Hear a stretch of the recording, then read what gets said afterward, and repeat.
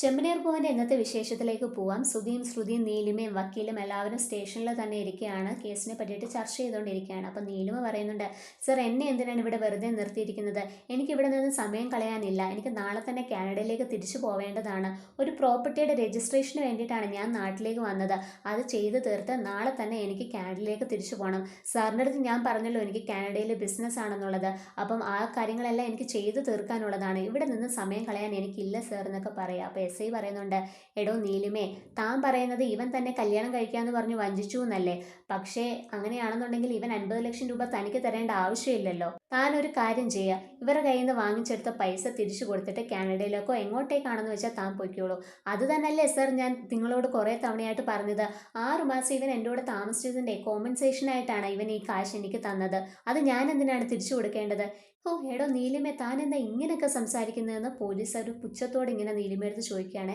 അപ്പോഴേക്കും വക്കീൽ പറയുന്നുണ്ട്, സർ ഞാൻ മേഡത്തോട് സംസാരിച്ചിട്ട് എന്താണെന്ന് വെച്ച് കഴിഞ്ഞാൽ തീരുമാനിക്കാമെന്ന് പറഞ്ഞിട്ട് നീലിമേനെ കൊണ്ട് പുറത്തേക്ക് പോവുകയാണ്. എന്നിട്ട് വക്കീൽ നീലിമയെടുത്ത് പറയുന്നുണ്ട്, മേഡം എന്തിനാണ് ഇങ്ങനെയൊക്കെ സംസാരിക്കുന്നത്? ഇങ്ങനെയൊക്കെ സംസാരിച്ച് കഴിഞ്ഞാൽ മേഡത്തിൻ്റെ ഇമേജ് എല്ലാവരുടെ മുൻപിൽ ഇല്ലാതാവുകയല്ലേ ചെയ്യുന്നത്. അത് കേസിനെ നെഗറ്റീവായിട്ടേ ബാധിക്കുള്ളൂ. മേഡം ഒരു കാര്യം ചെയ്യുക, സൈലൻ്റ് ആയിട്ടിരുന്നാൽ മതി. എല്ലാ കാര്യങ്ങളും ഞാൻ തന്നെ പറഞ്ഞ് ഡീൽ ചെയ്തോളാം എന്ന് പറഞ്ഞിട്ട് വീണ്ടും നീലിമേനെയും കൊണ്ട് പോലീസിൻ്റെ അടുത്തേക്ക് വരികയാണ്. എന്നിട്ട് നമ്മുടെ വക്കീൽ സുധിയെടുത്ത് ചോദിക്കുന്നുണ്ട്, തൻ്റെ സ്റ്റാൻഡിൽ എന്തെങ്കിലും മാറ്റം ഉണ്ടോ? ഒരു മാറ്റവും ഇല്ല വക്കീലെ, എനിക്ക് എൻ്റെ കാശ് തിരിച്ചു കിട്ടണം, അത്രേ ഉള്ളൂ എന്ന് പറയാണ്. എന്നിട്ട് വക്കീൽ എസ് ഐ എടുത്ത് പറയുന്നുണ്ട്, സർ മാഡത്തിന് കാനഡയിൽ ബിസിനസ് ആണെന്ന് പറഞ്ഞല്ലോ, അപ്പോൾ പോയിട്ട് മാഡത്തിന് ഒരുപാട് തിരക്കുകളുള്ളതാണ്. അവിടുത്തെ ബിസിനസ്സിൻ്റെ കാര്യങ്ങളെല്ലാം ചെയ്ത് തീർത്തിട്ടേ മാഡം തിരിച്ച് നാട്ടിലേക്ക് വരും. അപ്പോൾ നമുക്ക് ഈ കേസെല്ലാം സെറ്റിൽ ചെയ്താൽ പോരെ സർ, ഇപ്പം മാഡം പൊയ്ക്കോട്ടെ എന്ന് പറയാണ്. അപ്പോൾ സുധി പറയുന്നുണ്ട്, വക്കീൽ സാറിൻ്റെ ബുദ്ധി കൊള്ളാം. ഇവളെ അങ്ങ് കാനഡയിലേക്ക് പറഞ്ഞ് അയച്ചു കഴിഞ്ഞാലുണ്ടല്ലോ, പിന്നെ ഇവൾ ഈ ജന്മത്തിൽ നാട്ടിലേക്ക് കാല് കുത്തത്തുമില്ല, എൻ്റെ കാശ് തിരിച്ച് കിട്ടത്തുമില്ല. അങ്ങനെ ഇവളിപ്പോൾ കാനഡയിലേക്ക് പോകണ്ട. ഇവളെ ഈ ഇന്ത്യ വിട്ട് കാനഡയിലേക്കെന്നല്ല, ഈ സ്റ്റേഷൻ്റെ പരിധി വിട്ട് പോകാൻ പോലും ഞാൻ സമ്മതിക്കില്ല. എൻ്റെ കാശ് തന്നിട്ട് അവൾ കാനഡയിലേക്കോ എങ്ങോട്ടേക്കാണെന്ന് വെച്ചാൽ പൊയ്ക്കോട്ടെ എന്ന് പറയുകയാണേ. എന്നിട്ട് പോലീസിൻ്റെ അടുത്ത് സുധി പിന്നെയും പറയുന്നുണ്ട്, സർ ഇവളെന്നെ വഞ്ചിച്ചതിനെ, വഞ്ചനാ കുറ്റത്തിന് ഇവൾക്കെതിരെ കേസ് എടുക്കണം. എത്ര നാൾ ഞാൻ ഇവളെ പ്രണയിച്ചു എന്നറിയാമോ? പ്രണയിച്ച് ഇവളെന്നെ വഞ്ചിച്ചതാണ്. അപ്പോൾ വഞ്ചനാ കുറ്റം ഇവളുടെ പേരിൽ ചുമത്തണമെന്നൊക്കെ പറയാണ്.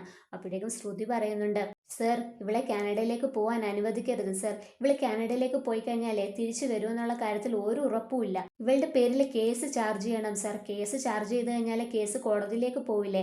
ഞങ്ങളുടെ കയ്യിലാണെന്നുണ്ടെങ്കിൽ എല്ലാ തെളിവുകളും ഉണ്ട് ഇവൾ പണം തട്ടിയതിൻ്റെ. ഞങ്ങൾ ആ തെളിവുകളെല്ലാം കോടതിയിൽ ഹാജരാക്കിക്കോളാം. എന്നിട്ട് കോടതിയിൽ നിന്ന് തന്നെ ഇവളുടെ കയ്യിൽ നിന്ന് കാശുകളെല്ലാം വാങ്ങിച്ചെടുത്തോളാം. അത് തന്നതിന് ശേഷം ഈ കള്ളി കാനഡയിലേക്കോ എങ്ങോട്ടേക്കാണെന്ന് വെച്ചാൽ പൊയ്ക്കോട്ടെ എന്ന് പറയാം. അപ്പോൾ കള്ളിന്ന് വിളിച്ചപ്പോഴത്തേക്ക് നീലിമയ്ക്ക് ഭയങ്കര ദേഷ്യം വരുന്നുണ്ട്. നീലിമ പറയുന്നുണ്ട്, ദേ എന്നെ കള്ളിന്നൊന്നും വിളിക്കരുത്, മര്യാദയ്ക്ക് സംസാരിക്കണം. നിന്നോട് ഞാൻ എന്തിനാണ് ഈ മര്യാദയ്ക്ക് സംസാരിക്കുന്നത്? നീ അധ്വാനിച്ചുണ്ടാക്കിയ കാശും കൊണ്ടൊന്നും അല്ലല്ലോ കാനഡയിൽ പോയി ബിസിനസ് ചെയ്യുന്നത്. സുധിയുടെ നിന്ന് തട്ടിയെടുത്തുകൊണ്ട് പോയ കാശല്ലേ. അപ്പോൾ പിന്നെ എന്തിനെ കള്ളി എന്നല്ലാതെ ഞാൻ എന്താ വിളിക്കേണ്ടതെന്ന് ഇങ്ങനെ ശ്രുതി പറയുകയാണ്. അപ്പോഴേക്കും എസ് ഐ സാറ് പറയുന്നുണ്ടേ, നിങ്ങളുടെ 2 കൂട്ടരുടെയും നല്ലതിന് വേണ്ടിയിട്ടാണ് ഞാൻ ഈ പറയുന്നത്.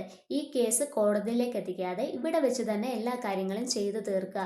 എന്നിട്ട് നമ്മളുടെ എസ് ഐ സാറ് നീലിമയടുത്തും പറയുന്നുണ്ട്, ഇത്രയും നേരം ഞാൻ തന്നോട് മര്യാദയ്ക്കുള്ള രീതിയിലാണ് സംസാരിച്ചത്. അത് താനൊരു സ്ത്രീ ആയതുകൊണ്ടുമാണ് ഇത്രയും മാന്യമായിട്ട് ഞാൻ തന്നോട് സംസാരിച്ചത്.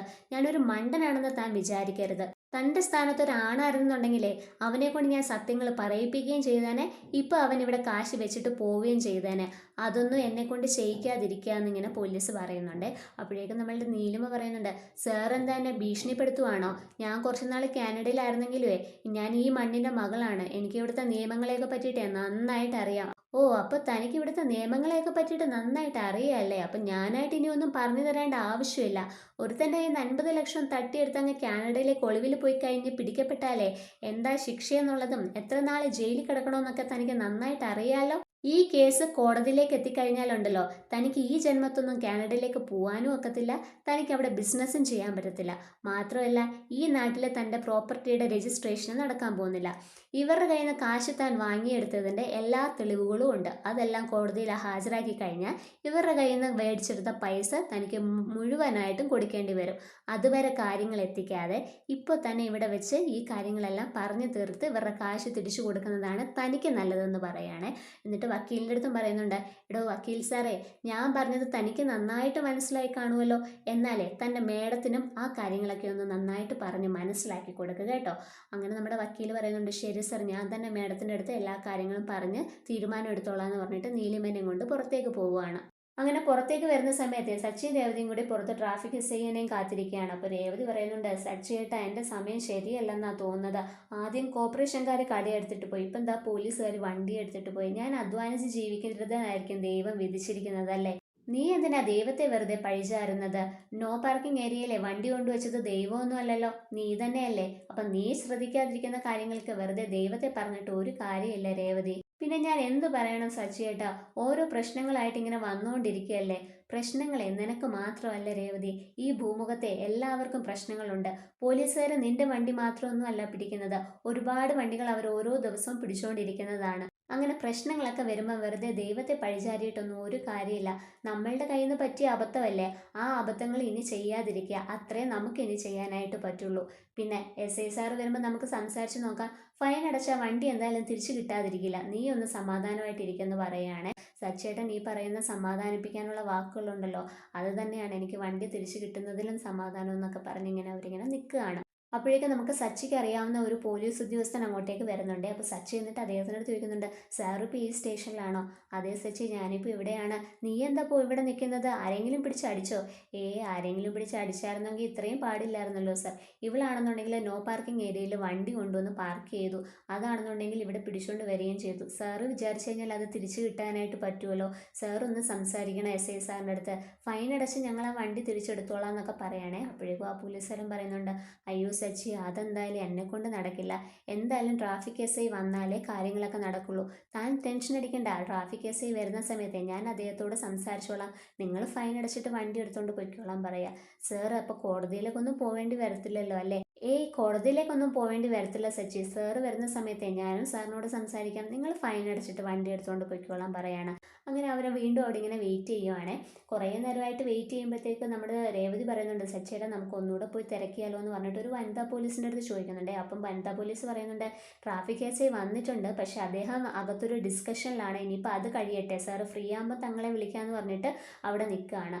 അന്നേരേക്കും ആ പരിചയമുള്ള പോലീസുകാരൻ പിന്നെയും വരുന്നുണ്ട്. അപ്പോൾ സച്ചി ചോദിക്കുന്നുണ്ട്, സാർ ഇനിയിപ്പോൾ എന്താ ചെയ്യുക, ട്രാഫിക് എസ് ഐ അവിടെ ഡിസ്കഷനിലാണെന്ന് പറഞ്ഞല്ലോ. അത് സാരമില്ല സച്ചി, ഇവിടെ വേറൊരു എസ് ഐ സാർ ഉണ്ടല്ലോ, അദ്ദേഹത്തിൻ്റെ അടുത്ത് നമുക്കൊന്ന് സംസാരിക്കാം. അദ്ദേഹം നല്ല മനുഷ്യനാണ്, നല്ല സ്വഭാവം അദ്ദേഹത്തിൻ്റെ അടുത്ത്.